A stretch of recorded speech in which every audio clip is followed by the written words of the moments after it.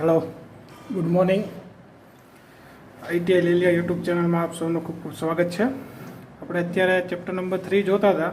એમાં આપણે શરૂઆતમાં જોયું કે ઇલેક્ટ્રિસિટીના શું શું જોખમો છે, આપણને કઈ રીતના શોક લાગે, એ શોકની આપણા શરીર ઉપર કયા કયા પરિબળોના આધારે અસર થાય છે. ત્યારબાદ આપણે એ પણ જોયું કે સલામતીના સામાન્ય નિયમો શું હોય છે, બરાબર. અને એ સિવાય આપણે એ પણ જોયું કે વ્યક્તિગત આપણે કઈ રીતના ઇલેક્ટ્રિસિટી સાથે કામ કરતા હોય ત્યારે આપણો પહેરવેશ કેવો હોવો જોઈએ, શું શું પહેરવું જોઈએ, બરાબર. આપણો દેખાવ પણ કેવો હોવો જોઈએ એ પણ જોયું.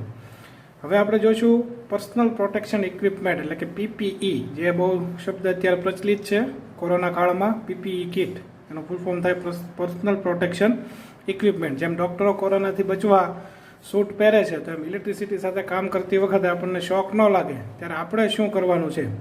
તો કે આપણે જે સાધનો ઉપયોગ કરીએ એમાં પહેલું છે ઇન્સ્યુલેટેડ પ્લાયર. ઇન્સ્યુલેટેડ શા માટે કે ભાઈ મેં કીધું એમ પકડનો હાથો જે છે એ પ્લાસ્ટિકના કવરથી રક્ષાયેલો હોવો જોઈએ. એવી રીતના ડિસ્મિસ પણ રબરથી જે છે એ રક્ષાયેલું હોવું જોઈએ. પછી લાઇન ટેસ્ટરનો ઉપયોગ એટલા માટે કરવાનો છે કે લાઇનમાં ચેક કરવાનું પાવર આવે છે કે નહીં, એટલા માટે એ ટેસ્ટર પણ આપણી સાથે હોવું જોઈએ. હાથમાં ઇન્સ્યુલેટેડ મોજા પહેરેલા હોવા જોઈએ. સેફ્ટી શૂઝ હોવા જોઈએ. સેફ્ટી બેલ્ટ, આ સેફ્ટી બેલ્ટ ક્યારે કામ આવે, જ્યારે ઊંચાઈ પર કામ કરતા હો ત્યારે ખાસ મહત્વનો છે સેફ્ટી બેલ્ટ. હેલ્મેટ ખાસ હોવું જોઈએ, જેથી કરીને કોઈ એવી જગ્યા હોય જ્યાં તમારું માથું પટકાય તો ઈજા થઈ શકે, તો એ માથાના રક્ષણ માટે. અને અર્થ રોડ શાના માટે છે કે કોઈ લાઈન હોય અથવા લાઇનમાં ફોલ્ટ આવ્યો હોય ને ઓવરહેડ લાઇનમાં, તો એ સમયે અર્થ રોડ તમારી સાથે હોય તો એ લાઇનને તમે તાત્કાલિક એ અર્થ રોડની મદદથી અર્થિંગ કરી શકો છો. એટલા માટે અર્થ રોડ પણ હોવો જોઈએ. હવે આપણે જોઈએ કે ભાઈ અકસ્માત થવાના કારણો શું છે. તો પહેલું તો સિમ્પલ કારણ છે કે જે નિયમો આપણે આગળ જોયા એનું તમે ઉલ્લંઘન કરો એટલે અકસ્માત થાય. એટલે સલામતીના નિયમોનું ઉલ્લંઘન કરવું જોઈએ નહીં, એનું ચુસ્તપણે આપણે પાલન કરવું જોઈએ. બીજું આપણે કીધું એમ જાણકારીનો અભાવ, આપણને ખ્યાલ ન હોય. જાણકારીનો અભાવ એટલે શું કે ભાઈ આપણને ખ્યાલ ન હોય કે આ યંત્ર જે છે આપણે રિપેર કરવા જઈએ છીએ એ કામ કઈ રીતના કરે છે. તો પહેલાં એના વિશે જાણકારી મેળવી લો, પછી યંત્રનું રિપેરિંગ અથવા મેન્ટેનન્સ કામ શરૂ કરો. એટલે જાણકારી પૂરેપૂરી હોવી જોઈએ. જો એનો અભાવ હોય તો પણ શોક લાગવાની શક્યતા છે. જેમ કે કેપેસિટરની જાણકારી આપણને ન હોય અને આપણે ડાયરેક્ટ ટચ કરી દઈએ તો શોક લાગે. પહેલાં એને ડિસ્ચાર્જ કરો, પછી એને ટચ કરવાનું હોય. પછી ત્રીજું મેં કીધું બેદરકારીથી કામ કરતા હો, બરાબર. બેદરકારી ચાલે ને ઇલેક્ટ્રિસિટી સાથે કામ કરતા હો ત્યારે સંપૂર્ણપણે સજાગ રહી અને કામ કરવું જોઈએ. પછી આપણે કીધું એમ વધુ પડતો આત્મવિશ્વાસથી કામ કરો તો પણ અકસ્માત થઈ શકે છે. પછી કીધું એમ જો બિન સલામત યંત્ર હોય એટલે કે હેન્ડ ટૂલ્સ તમારા સલામત ન હોય, પકડનો હાથો તમારો બરોબર ઇન્સ્યુલેટેડ ન હોય, તમારી પાસે લાઇન ટેસ્ટર ન હોય, તમારું ડિસ્મિસ ઇન્સ્યુલેટેડ ન હોય, જે સાધનો તમે વાપરો છો એ વ્યવસ્થિત ઇન્સ્યુલેટેડ ન હોય અને સારી ક્વોલિટીના ન હોય તો પણ તમારું અકસ્માત થવાની શક્યતા છે. પછી સ્થળ બિન સલામત હોય, જેમ કે સ્થળ બિન સલામત કઈ રીતના, સાંકડી જગ્યા હોય, અંધારાવાળી જગ્યા હોય તો આ બિન સલામત સ્થળ છે. અથવા કોઈ જગ્યાએ કામ કરતા હોય તો એ જગ્યાએ કોઈ ચીકણો પદાર્થ હોય એટલે કે ઓઇલ જે છે એ ઢોળાયેલું હોય તો આવો બધો લપસી જવાનો ભય લાગે. તો આવી બધી જગ્યાએ બહુ સાવચેતીપૂર્વક કામ કરવું જોઈએ. જો આવા સ્થળે તમે કામ કરતા હો તો એ સ્થળ કેવું છે, બિન સલામત છે, તો અકસ્માત થવાની શક્યતા રહેલી છે. હવે આપણે જોઈએ છે કે માની લો કે અકસ્માત થયું, વ્યક્તિને શોક લાગી ગયો, તો શું કરવું જોઈએ. તો પહેલું જ કામ શું છે કે એને પહેલાં વિદ્યુત પ્રવાહનો જ્યાં સંપર્ક થયો છે ત્યાંથી એને છૂટો પાડો. તો છૂટો પાડવા માટે મેં કીધું એમ વ્યક્તિને ખેંચવાનો નથી હાથથી, આપણે કોઈ અવાહક પદાર્થની મદદથી એટલે કે લાકડાના મદદથી અથવા પ્લાસ્ટિકના પાઇપની મદદથી અથવા એનો શર્ટને ટચ કરીને ખેંચો, જેથી કરીને તમને શોક લાગે નહીં. એને શોકથી છૂટા પાડ્યા બાદ પ્રાથમિક સારવાર આપવાની છે. પ્રાથમિક સારવાર એટલે શું એ સમજી લ્યો. એટલે કે ડૉક્ટર પાસે લઈ જતા પહેલાં આપણને જે કાંઈ જ્ઞાન છે એ જ્ઞાન પ્રમાણે આપણે એની સારવાર કરીએ તો એનો જીવ ન જાય અને ડૉક્ટર સુધી આપણે પહોંચી જઈએ. એને પ્રાથમિક સારવાર કહેવાય. એમાં બે પ્રકારની ઈજા હોય. સામાન્ય ઈજા હોય તો તમે ફર્સ્ટ એડ બોક્સથી કરી શકો છો, ડૉક્ટર પાસે જવાની જરૂરિયાત નથી, બરાબર.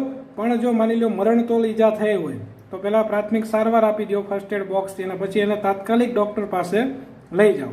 હવે પ્રાથમિક સારવારમાં એક ABC કોડ છે. ABC એટલે શું? એ એટલે કે એરવે, એટલે કે હવાની અવર જવર હોય ત્યાં તમારો જે વ્યક્તિને શોક લાગ્યો હોય ત્યાં રાખો, હવાની અવર જવર આવવા દો. બ્રીથિંગ એટલે એની શ્વાસોશ્વાસની પ્રક્રિયા ચાલુ છે કે નહીં ચેક કરો. તો હૃદયનો ધબકારા ચાલુ છે કે નહીં એનાથી તમે ચેક કરી શકો છો, બરાબર. એટલે કે શ્વાસોશ્વાસની પ્રક્રિયા ચાલુ છે કે નહીં ચેક કરો. સી એટલે સર્ક્યુલેશન, લોહીનું પરિભ્રમણ. એ કઈ રીતના ચેક થાય તો એની હાથની જે નાડી હોય આ રીતની અહીંયા તપાસો. જો અહીંયા ધબકારા આવતો હોય તેનો મતલબ એમ કે એનું લોહીનું પરિભ્રમણ ચાલુ છે. જો લોહીનું પરિભ્રમણ એટલે કે નાડીના ધબકારા ન આવતા હોય તો શું કરવાનું? તો કે પહેલાં વ્યક્તિને ખુલ્લી જગ્યામાં લઈ જાઓ. મોઢામાં કોઈ તમાકુ કે કોઈ પદાર્થ હોય, ચીગમ હોય તો એ કાઢી નાખો. કપડાં ઢીલા કરી નાખો અને લોહી નીકળતું હોય તો એને બંધ કરો, એટલે કે ત્યાં આગળ પાટો બાંધો. અને હવે જો તમને ખ્યાલ પડ્યો કે આને શ્વાસ લેવામાં તકલીફ છે, તો શ્વાસ લેવામાં તકલીફ પડતી હોય તો પ્રાથમિક સારવાર તરીકે એને કૃત્રિમ શ્વાસોશ્વાસની રીત છે, એ હવે આપણે ખાસ જોવાની છે અને ખાસ યાદ રાખવાની છે પરીક્ષા માટે પણ. એમાં પહેલી રીત છે શેફરની રીત. તો જો શેફરની રીતનો ઉપયોગ ક્યારે થાય કે જ્યારે વ્યક્તિને છાતીના ભાગમાં અથવા આગળના ભાગે કોઈ ઈજા ન હોય ત્યારે જ તમે કરી શકો. જો આગળના ભાગે અથવા છાતીના ભાગે એને ઈજા થઈ હોય તો આ રીતનો ઉપયોગ કરી શકાતો નથી. શું કામ? તો એ રીત જોઈએ. તો આ રીતમાં શું કરવાનું કે પહેલાં વ્યક્તિને જો આગળના ભાગે છાતીના ભાગે ઈજા ન હોય તો એને ખુલ્લી જગ્યામાં લઈ જાઓ અને દર્દીને ઊંધો સુવડાવી દો. અને ઊંધો સુવડાવવાનો અને હાથ એના કેવા રાખવાના? આમ આગળ રાખવાના. ત્યારબાદ તમે એના કમર પાસે બરાબર ગોઠણીએ બેસી જવાનું અને ત્યાં આગળ એની જે કમરનો ભાગ આગળ જે છે ત્યાં આગળ તમારે બંને હાથ રાખવાના છે. અને બંને હાથ રાખી અને ત્યારબાદ તમારે શું કરવાનું છે? દબાણ આપવાનું છે 2 સેકન્ડ માટે. અને ત્યારે બોલવાનું છે કે ખરાબ હવા બહાર જાઓ. 2 સેકન્ડ માટે દબાવી અને લઈ લો.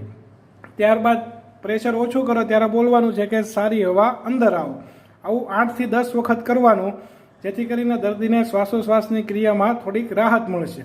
તો આ હતી શેફરની રીત. હવે ખરાબ હવા બહાર જાઓ ને અંદર હવા, સારી હવા અંદર આવે એવું બોલવાનું શા માટે? જેથી કરીને દર્દી જો ભાનમાં અર્ધભાનમાં હોય તો તમારી સાથે તન્મયતા કેળવે અને શ્વાસ લેવાની પ્રક્રિયા જે છે એ પોતે પણ શરૂ કરવાની પ્રયત્ન કરે. બીજી રીત છે સિલ્વેસ્ટરની રીત. તો જો શેફરની રીતમાં આપણે કીધું હતું એમ કે આગળના ભાગે અને છાતીના ભાગે ઈજા હોય તો ન થાય, તો કઈ રીત વાપરવાની? સિલ્વેસ્ટરની રીત વાપરવાની. આ રીતમાં શું કરવાનું આવે? દર્દીને સીધો સુવડાવવાનો. સીધો સુવડાવી પછી તમે એના માથા આગળ ગોઠણીએ બેસી જાઓ. ત્યારબાદ એના બંને હાથની મુઠ્ઠી વાળી અને એને કોણીથી વાળી એની છાતી પર રાખો અને તમારા હાથ વડે એ મુઠ્ઠીઓને દબાવો, જેથી એના છાતી પર પ્રેશર થશે. પ્રેશર આપો એટલે ફેફસા સંકોચાય અને પ્રેશર ઢીલું કરો એટલે ફેફસા કેવા થશે? ફૂલ છે. જેથી કરીને કેવું થાય? સંકોચન થશે અને ફેફસા એક્સપાન્ડ થશે, જેથી કરીને શ્વાસોશ્વાસની પ્રક્રિયા ચાલુ થશે. એટલે કે જ્યારે તમે એની છાતી ઉપર મુઠ્ઠી દબાવો છો ત્યારે બોલવાનું ખરાબ હવા બહાર જાઓ. પ્રેશર ઢીલું કરો ત્યારે શું બોલવાનું? સારી હવા અંદર આવો. આવું 8 થી 10 વાર કરશો એટલે દર્દીને શ્વાસોશ્વાસ લેવામાં થોડીક રાહત થશે. ત્યારબાદની ત્રીજી રીત છે, એ કઈ રીત છે? તો કે મોઢાથી શ્વાસ, એટલે કે આપણે માઉથ ટુ માઉથ આપણે શ્વાસ આપવાનો છે. તો આ ક્રિયા કરવા માટે શું કરવાનું કે દર્દીનું મોઢું થોડુંક ખોલો અને ત્યાં આગળ કપડું રાખવાનું છે એના હોઠ ઉપર જાળીદાર, અને પછી તમારે ઊંડો શ્વાસ લઈ અને દર્દીના હવામાં પ્રેશર સાથે હવા દાખલ કરવાની, જેથી એના ફેફસા જે છે એ સંકોચાય. અને ત્યારબાદ તમે તમારું મોઢું લઈ લો ત્યારે ફેફસા જે છે એ કેવા થશે? ફૂલ છે. જેથી કરીને શ્વાસોશ્વાસની પ્રક્રિયામાં એને થોડીક મદદ મળશે અને શ્વાસોશ્વાસ એના શરૂ થશે. તો આ મોઢાથી મોઢા આપવાની રીત હતી, બરાબર? મોઢાથી મોઢામાં શ્વાસ આપવાની રીત. ત્યારબાદ બીજી રીત છે કૃત્રિમ રેસ્પિરેટરની. હવે આના માટે તમારી પાસે સાધન હોવું જોઈએ. સાધનમાં બીજું કંઈ નથી, એક સાઈડ ફુગ્ગો હોય અને નળી હોય અને બીજી સાઈડ એક માસ્ક હોય. હવે એ માસ્ક દર્દીના મોઢા ઉપર રાખો અને ફુગ્ગો દબાવો એટલે સારી હવા કેવી થશે? એના શરીરમાં દાખલ થશે. પછી ફુગ્ગો જ્યારે છોડો ત્યારે ખરાબ હવા બહાર આવશે. પણ આ સાધન તમારી પાસે હોય તો જ તમે આ રીતનો ઉપયોગ કરી શકો છો. એ કૃત્રિમ રેસ્પિરેટરની રીત છે. ત્યારબાદ છેલ્લી રીત છે CPR મેથડ. હવે જો CPR મેથડમાં ખાસ ધ્યાન રાખવાનું છે એનું ફૂલ ફોર્મ. આ ખાસ પૂછાય છે કે CPRનું ફૂલ ફોર્મ શું થાય? Cardio pulmonary resuscitation. જો C for cardio, P for pulmonary અને R for resuscitation. Cardio pulmonary resuscitation. જો આ મેથડમાં શું કરવાનું છે કે પહેલાં દર્દીને એક સખત સપાટી હોય ને ત્યાં આગળ સીધો સુવડાવો. પછી એના ગળા પાસે એની છેલ્લી પાસળી જે હોય એ કનેક્ટ થતી હોય છે, એની ઉપર આંગળી રાખો અને એ આંગળીથી 2 આંગળી નીચે જાઓ અને નીચે જઈ અને તમારા બંને હાથ જે છે, તમારા બંને હાથ દર્દીની છાતી ઉપર આમ રાખો અને ત્યારબાદ શું કરો છો? થોડોક હાથ ઊંચો લઈ અને 80 થી 100 વખત તમારે પ્રેસ કરવાનું છે. આવું તમારે ક્યાં સુધી કરવાનું છે? 30 વખત કરવાનું છે. અને 30 વખત કર્યા બાદ દર્દીની નાડી તપાસવાની છે, તો તમને ખ્યાલ આવશે કે એના ધબકારા જે છે એનું લોહીનું પરિભ્રમણ જે છે એ ચાલુ થયેલું છે, બરાબર? તો આ CPR મેથડ છે એને કઈ કહેવાય? Cardio pulmonary resuscitation. આ મેથડ તમે ડૉક્ટરોને પણ યુઝ કરતા જોયા છે. તો આ 5 મેથડમાંથી છેલ્લી મેથડ જે છે અને વૈજ્ઞાનિક રીતે બહુ કારગર છે અને એનો ઉપયોગ જે છે સૌથી વધારે થાય છે CPR method, cardio pulmonary resuscitation method. તો આ આપણે જોયું ચેપ્ટર નંબર 3 અહીંયા પૂરું થાય છે. ચેપ્ટર નંબર 3માં આપણે સૌ પ્રથમ જોયું ઇલેક્ટ્રિસિટીના જોખમો, પછી સલામતી અને પ્રાથમિક સારવારમાં આ બધી રીત. આ રીતમાં ખાસ યાદ રાખજો, શેફરની રીત ક્યારે વપરાય, સિલ્વેસ્ટરની રીત ક્યારે વપરાય, બેનો તફાવત એ ખાસ MCQમાં પૂછાય. CPRનું ફૂલ ફોર્મ પૂછાય, ABC શું છે એ પણ પૂછાય છે, બરાબર. તો આ દરેક વસ્તુઓ જે છે આ ચેપ્ટર ખાસ કરીને પરીક્ષાની દ્રષ્ટિએ પણ મહત્વનું છે. તો ફરીવાર કહી દઉં, આ ચેપ્ટરમાં શું જોયું આપણે? ઇલેક્ટ્રિસિટીના જોખમો, શોક કેવી રીતે લાગે, એની અસર કોના ઉપર આધાર રાખે છે, પછી સલામતીના નિયમો જોયા, ત્યારબાદ આપણે પ્રાથમિક સારવાર, એમાં કૃત્રિમ શ્વાસોશ્વાસની આપણે કેટલી રીત જોઈ? 5 રીત. કેટલી રીત છે? 5 રીત, બરાબર. આ આપણે MCQમાં પૂછાય કે નીચેનામાંથી કઈ કૃત્રિમ શ્વાસોશ્વાસની રીતો છે, બરાબર. તો એ પણ તમને ખ્યાલ હોવો જોઈએ કે કઈ રીતો કૃત્રિમ શ્વાસોશ્વાસની કઈ કઈ છે. શેફરની, સિલ્વેસ્ટરની, કૃત્રિમ રેસ્પિરેટરની, મોઢાથી મોઢામાં શ્વાસ અને CPR મેથડ. તો હું આશા રાખું છું ચેપ્ટર નંબર 3 અહીંયા પૂરું થાય છે. એના વિડીયો તમે જોજો વારંવાર, જેથી કરીને તમને ખ્યાલ આવે, બરાબર. તો ખૂબ ખૂબ આભાર. નવા વિડીયો અને નવા ચેપ્ટર સાથે આપણે ફરી મળીશું. ત્યાં સુધી ગુડ બાય, ગુડ નાઇટ, ખૂબ ખૂબ આભાર.